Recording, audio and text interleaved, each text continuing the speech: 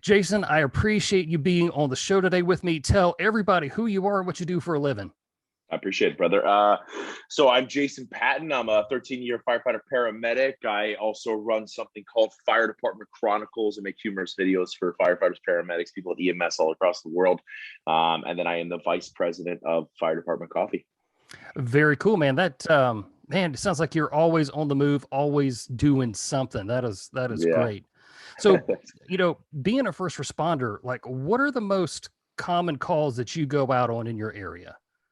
So it really depends on the areas, like where you're at. If you're in an area that's predominantly, next to highways or something like that, or a lot of motorways and stuff like that, that you're going to be doing a lot of motor vehicle accidents. The area that I work in, we have like the entire gamut, industrial, major highways, stuff like that. So I'd say a sick person, as weird as that tends to be the most common. Right after that's going to be motor vehicle accidents. So Very cool.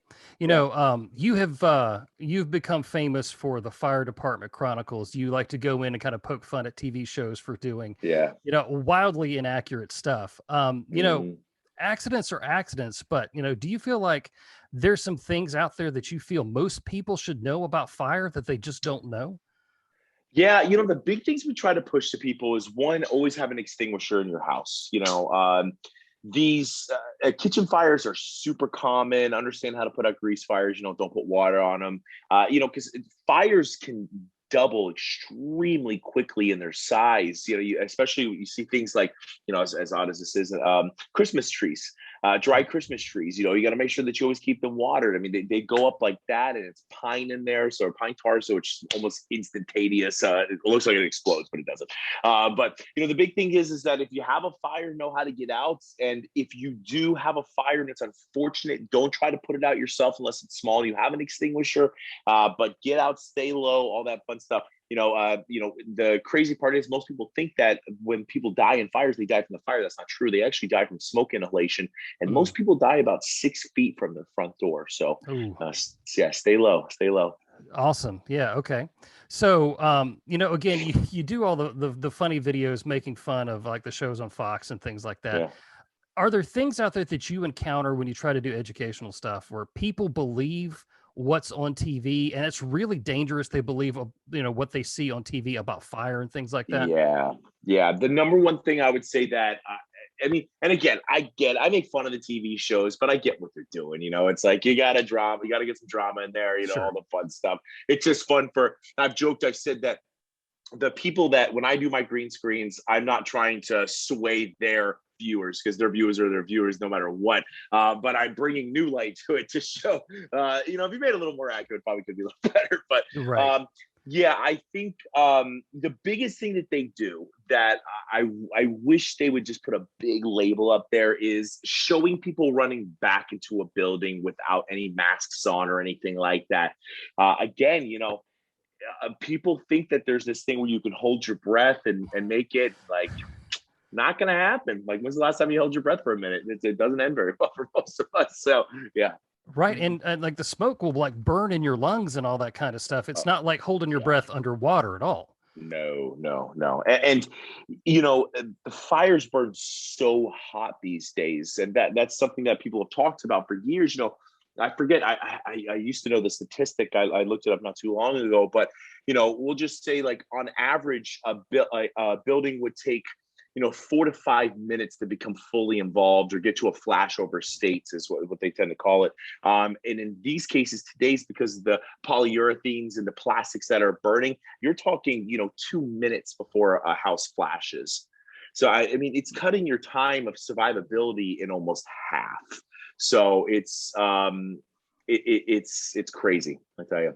Right. So really your best advice here is just get out of the house Get if out. it's a Yeah. large fire. Okay. Yeah. Get out as fast as possible. Right. And one thing I've actually learned from watching you is, a lot of people think when they strike a match, okay, well, that's a fire, and a fire is a fire is a fire. But that's not really the case. These things are really dynamic, right? Yes, extremely dynamic, and that's something firefighters have had to learn.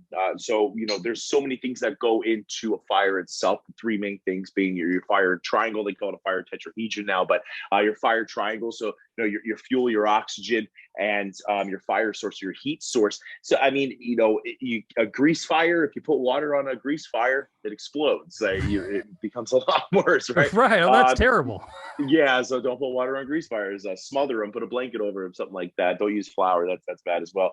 But you can put water on other fires, and it's totally fine. So just understanding basic things, and for a lot of firefighters, we used to open up every window and door to allow people to get out or get a lot of smoke out. But now we've come to understand that when we do that, we actually feed the fire oxygen, which makes it worse. So just the biggest thing is we do this for a living. We have protective gear that protects us. So like exit as quickly as possible. Hopefully get your pets out and all that. I'll never tell someone not to save a pet. If you want to go for it, go for it. But we've had some people unfortunately lose their lives because of it. So try to make a smart choice. Right. I understand.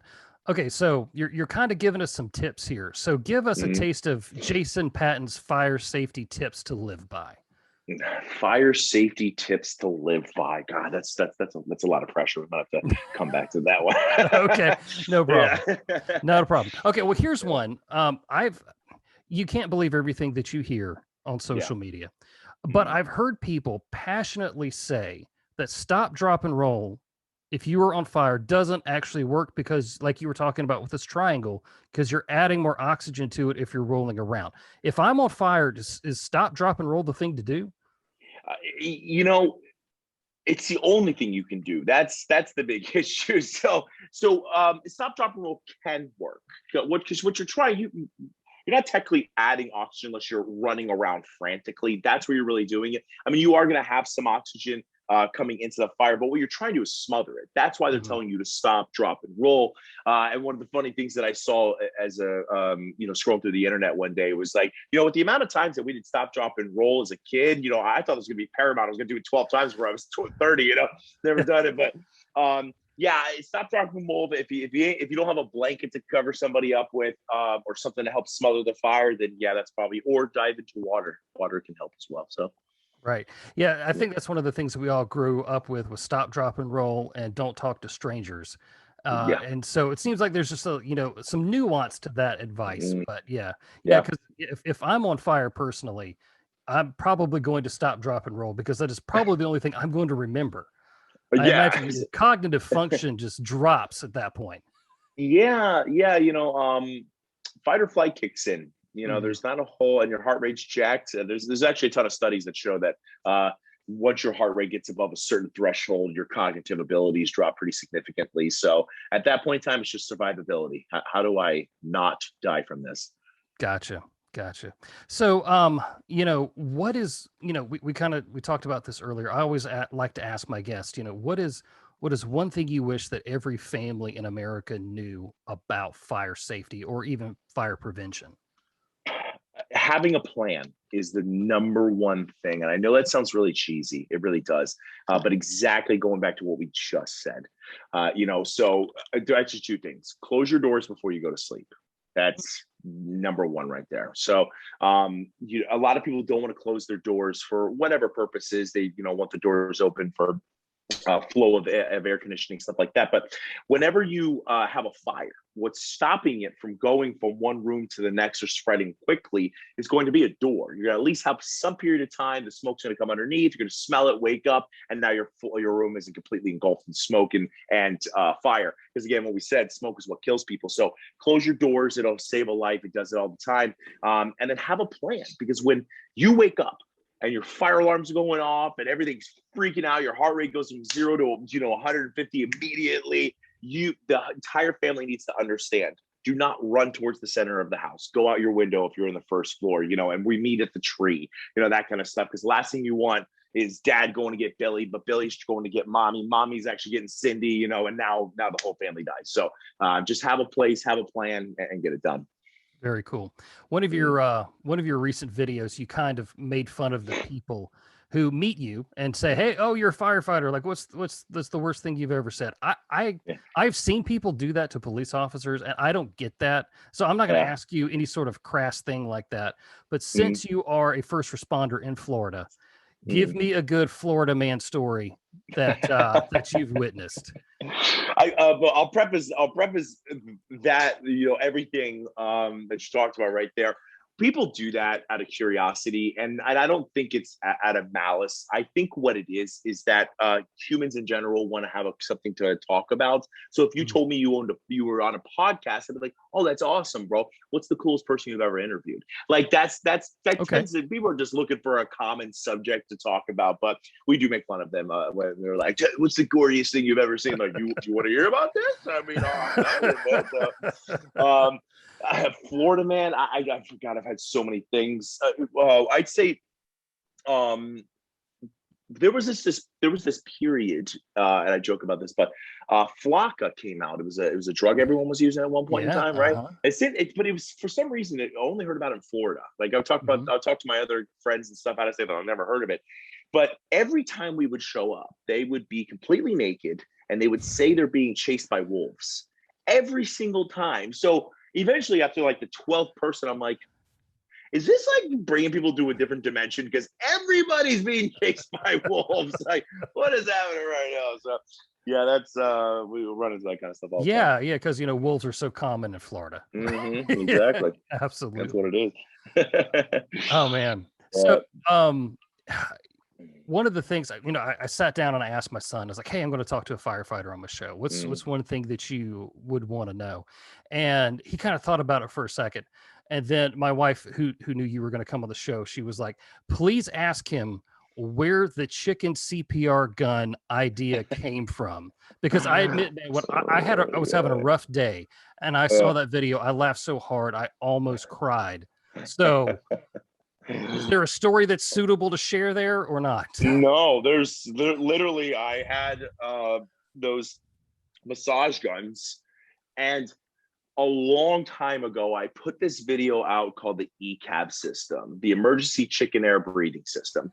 And I essentially took the head of one of those squeezy chickens, put it inside of our masks on SCBA mask, put it in there, and that was the whole thing. If the SCBAs are too bulky, use our emergency chicken air breathing system.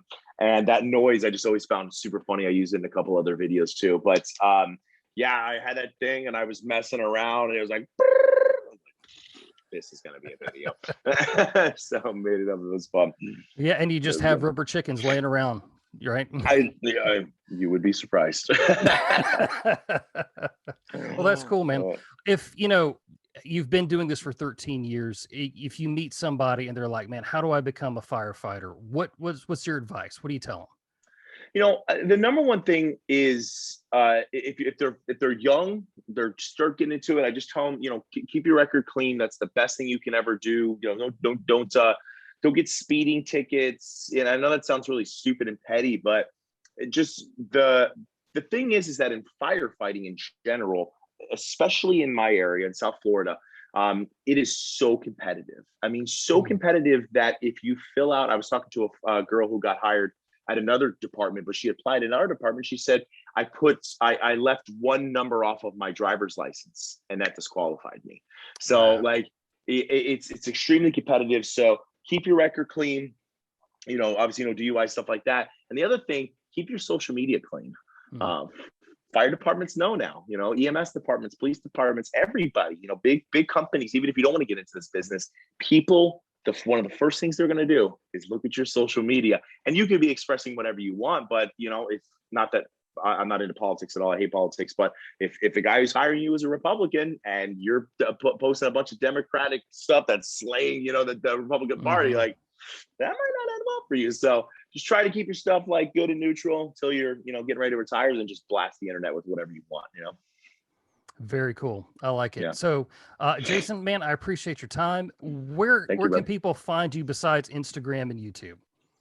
Yeah, it's from YouTube, TikTok, Facebook. Hopefully, coming out with a couple TV shows here soon, and a Very game good. show is in the works right now. So it's gonna be fun. Is there going to be Yeah, shot collars on this game show? there may or may not be shotguns. Uh-huh. Well, I will ask you this before we go. I've Yeah, never put a dog shock collar on myself. On a scale of yeah. 1 to 10, what's that? What's that pain level? When it's all the way up there, it's a 10. Ooh. It is it's a 10. It doesn't feel good, especially if it's on your neck. If it's on your arm, not too bad, but on Oh. your neck, not good. Yeah. Okay. Well, that's one thing that we can all take away from this. Don't put a dog shock collar on your own neck. You would think that would be common sense, but we're learning stuff today. Jason, man, I So. appreciate your time. I appreciate what you're doing, buddy. Thank you, brother. Appreciate it. All right.